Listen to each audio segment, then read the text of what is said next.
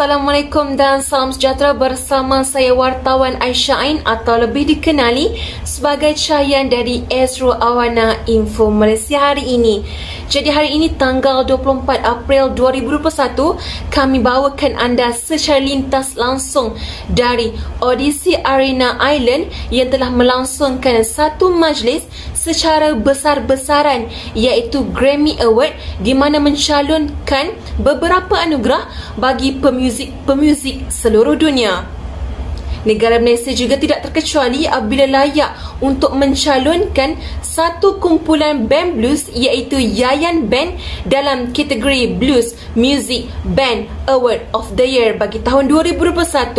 Tanpa membuang masa, mari kita saksikan perjalanan bagi majlis Grammy Award ini.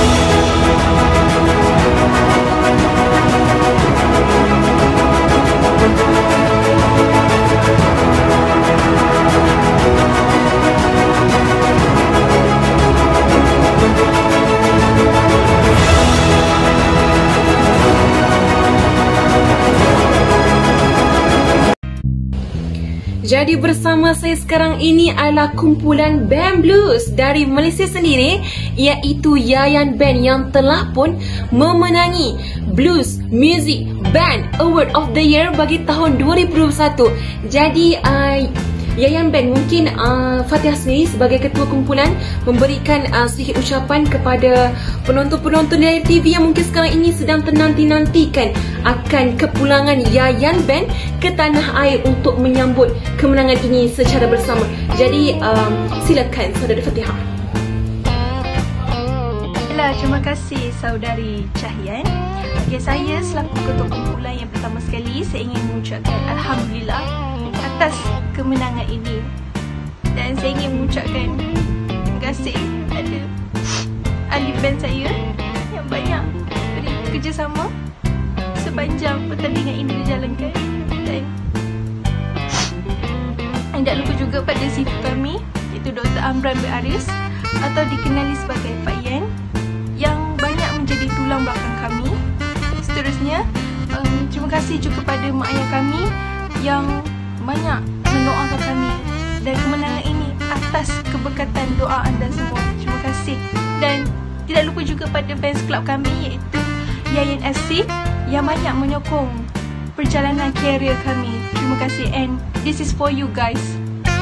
Dan buat pengetahuan anda semua, Yayan Band ini ditubuhkan atau diinspirasikan bersempena nama sifu kami iaitu Dr. Amran bin Aris yang banyak memberi sumbangan dalam menjayakan Yayan Band ini. Itu saja daripada saya. Terima kasih.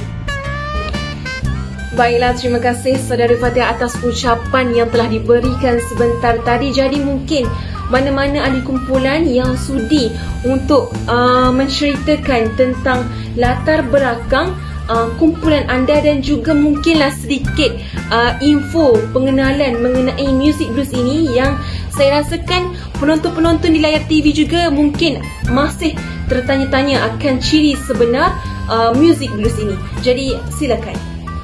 Sebelum saya memberikan info mengenai instrumen music blues ni, kita melihat terlebih dahulu dalam kumpulan Yayan Band. Saya berperanan sebagai bassist dan ketua kumpulan iaitu Nur Fatihah sebagai drum. dan Nick Nurhazika sebagai vokalis dan gitaris, manakala saudari Nurul Ulia sebagai pianis. Okey, disebabkan permintaan daripada saudari Aisyah mengenai info instrumen music blues ni, saya akan menerangkan serba sedikit berdasarkan band kami. Kita dapat lihat music blues ni mempunyai karakteristik yang tersendiri seperti lirik dia, cara bermain bass dan instrumen yang lain. Dalam pengenalan instrumen blues ini, kumpulan blues merangkumi sekurang-kurangnya seorang pemain gitar, seorang pemain bass dan seorang pemain drum, manakala perlulah mempunyai seorang vokalis. Vokal kadang-kadang dinyanyikan oleh salah seorang instrumentalis. Sebagai contoh dalam kumpulan kami iaitu Nick Nurhazika yang merupakan seorang vokalis dan seorang pemain gitar. Okey, selalunya pemain gitar lain ditambah pelbagai irama. Pemain gitar yang utama boleh bermain dengan pelbagai gaya. Mungkin saudari Nick nak menambah serba sedikit mengenai instrumen music blues. Okey, jadi saya nak sambung sedikit berkaitan apa yang telah diterangkan oleh saudari Nurul sebentar tadi berkaitan pengenalan instrumen dalam music blues ini. Jadi dalam music blues ini, alat muzik keyboard merupakan antara instrumen yang penting bagi sebuah kumpulan yang besar bersama-sama dengan saksofon. Selain itu ialah violin yang juga digunakan dalam beberapa kumpulan yang dijadikan sebagai alat muzik solo. Jadi bagi instrumen perkusi lain adalah seperti tamborin dan cowbell yang kebiasaannya akan dimainkan oleh penyanyi dan juga pemain horn. Jadi sepanjang perjalanan band kami dalam industri muzik blues ini, sudah tentu ada individu-individu yang kami jadikan idola dalam mencapai kejayaan. Jadi contoh kumpulan blues yang boleh dikategorikan sebagai legenda blues di Malaysia ialah kumpulan yang diasaskan pada tahun 1973 oleh saudara Syahid Karim, Jim Madasami dan Ahmad Abdullah atau Mat Dollah, yang mana nama kumpulan tersebut dinamakan Challenging Time. Jadi itu merupakan idola kami yang di Malaysia. Bagaimana pula dengan luar negara? Okey, jadi untuk luar negara, idola kami ialah Muddy Waters dengan lagunya Manish Boy dan juga Robert Johnson yang menyanyikan lagu Love in Well. Jadi itu sahaja daripada saya berkaitan pengenalan instrumen bagi muzik blues ini. Begitu baiklah, terima kasih kepada saudari Nurul dan juga Nick Nurhazika atas perkongsian mengenai info pengenalan muzik blues sebentar tadi. Jadi soalan yang terakhir, bolehkah ceritakan secara terperinci lagi mengenai muzik blues ini, mungkin dari segi instrumen ataupun alat muzik yang digunakan oleh Yayan Band sendiri dalam persembahan muzik blues ini? Jadi silakan. Okey, baiklah. Pada awalnya, blues ini dinyanyikan tanpa menggunakan alat muzik. Namun, bila dah setelah lama, jadi muzik di blues ni pun berkembang dan mula menggunakan alat muzik. Dan dalam muzik blues ini, terdapat pelbagai alat muzik yang digunakan. Antaranya lah gitar. Dan gitar ini merupakan instrumen utama dalam muzik blues ini. Selain itu, gitar ini merupakan kategori chordophone dan dimainkan dengan cara finger style, iaitu yang dimainkan dengan cara finger picking yang terkenal semasa zaman East Coast Blues. Dan alat muzik ini dimainkan sebagai psikopasi melodi yang melibatkan treble string yang hanya menggunakan petikan 4 jari saja. Okey, seterusnya terdapat juga drum dalam muzik blues ini. Saya sebagai drummer dalam Yayan Band ini, kit yang digunakan ialah Dizzyland drum kit yang merupakan kategori membranophone.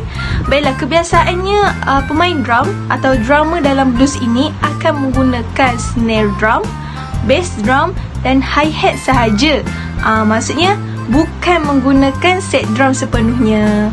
Dalam pada itu, terdapat juga saksofon dalam muzik blues ini. Cumanya band kami tidak menyelitkan saksofon sebagai instrumen utama dalam muzik blues yang dimainkan. Baiklah, fungsi saksofon ini ialah untuk memberi peluang kepada para pemain untuk mengimprovisasi bahagian-bahagian tertentu dalam sesebuah lagu. Dan hal ini berfungsi sebagai kaedah yang terbaik untuk mengelakkan motif lagu itu berulang menjadi membosankan. Dan Saxofon ini juga dikategorikan dalam alat muzik aerophone yang berbeza daripada alat muzik yang lain, dan hal ini memberikan sentuhan yang menarik dan menyeronokkan kepada muzik blues yang dimainkan. Itu saja daripada saya. Jadi adakah alat muzik itu saja yang digunakan dalam muzik blues ini? Tak adalah. Sebenarnya ada lagi alat muzik lain yang digunakan dalam blues juga. Oh ya, jadi bolehkah Saudari Ulia membuat penambahan berkenaan soalan yang telah diajukan sebentar tadi? Boleh. Okeylah, macam tu saya kongsi dalam 2 ke 3 alat muzik sebentar. Okey, kalau kita lihat dalam konteks kumpulan saya sendirilah. Saya sendiri main piano. Kalau kita tengok daripada segi latar belakang piano dalam blues ni, piano ni telah ada dan telah digunakan sejak awal lagi. Maksudnya bila mula penggunaan instrumen dalam blues, sewaktu itu ada juga penggunaan piano. Itu kurang dalam tahun 1800 macam tu lah. Dan alat muzik ni iaitu alat muzik chordophone atau juga kita boleh kategorikan dia sebagai muzik ideophone, sebenarnya menggunakan chord 1, 4, 5 dan scale blues. Kalau dalam blues ni lah yang menggunakan format 12 ke 16 pound macam tu. Okey. Kalau kita lihat dari aspek lain pula, maksudnya alat muzik yang lain pula dalam kumpulan ni lagi. Okey, tadi macam Saudara dia tak ada sebut berkaitan dengan Nurul kan? Okey, Saudara Nurul tu dia main bass. Okey, dalam bass ni, kalau dalam kumpulan ni memang kita main gitar bass. Kalau kita tengok ada kumpulan lain, sesetengah kumpulan lain ada yang main double bass. Okey, ni kedua alat ni merupakan alat chordophone dan dalam blues dimainkan dengan cara mute. Okey, kalau saya tengok sikit lah, jauh sikit ke arah double bass. Okay. Double bass ni biasa kita nampak dimainkan dengan cara menggesek kan, macam violin, macam viola. Tapi dalam blues ni lebih penggunaannya ke arah pizzicato, iaitu dipetik macam tu. Kemudian kita tengok pula pada alat muzik yang tidak ada dalam kumpulan kami. Okay. Salah satunya adalah harmonika, iaitu alat tiup. Alat bertiup berit. Okay. Berit tu ada sesetengah ni dihasilkan daripada keluli, ada yang hasil daripada tembaga. Dan bagaimana harmonika ni terhasil bunyi ni? Okey, apabila bahagian ujung tiup dimasuki udara, berit tersebut yang saya cakap tadi akan saling membuka lubang keluar. Lalu daripada situlah bunyi ni terhasil. Kalau tak terhasil. Jadi itu antara sedikit berkaitan dengan tambahan berkaitan instrumen yang juga digunakan dalam blues. Okay. Kalau kita tengok daripada keseluruhan muzik ni, biasanya kalau anda perasan gitar ke harmonika ni di hujung bunyi nyaring, bunyi panjang dan nada ni tinggi. Okey, kenapa? Okay, sebenarnya ada kaitan dengan sejarahnya. Macam kalau kita perhatikan awal-awalnya blues ini terhasil sebagai salah satu cara meluahkan perasaan, sebagai salah satu ratapan atas kesedihan yang dirasai semasa orang berkulit hitam dia jadi hamba di Amerika Syarikat. Jadi inilah merupakan salah satu cara dan sebab kenapa bunyi blues ni macam ke arah meratap. Dan kalau kita tengok lirik dulu pun dia ke arah menceritakan penderitaan yang dialami. Macam tu lah sedikit-sedikit berkaitan dengan blues yang saya dapat kongsi lah. Baiklah, terima kasih kepada Saudari Fatihah dan juga Ulia atas perkongsian mengenai info-info sebentar tadi. Jadi sekali lagi, saya dan seluruh rakyat Malaysia mengucapkan ribuan tahniah dan syabas atas kejayaan yang telah diperoleh oleh Yayan Band, sekaligus membawa nama Malaysia ke peringkat antarabangsa. Jadi setakat itu sahaja dari saya, wartawan Aisyah Ain. Kita kembali kepada seri pentas.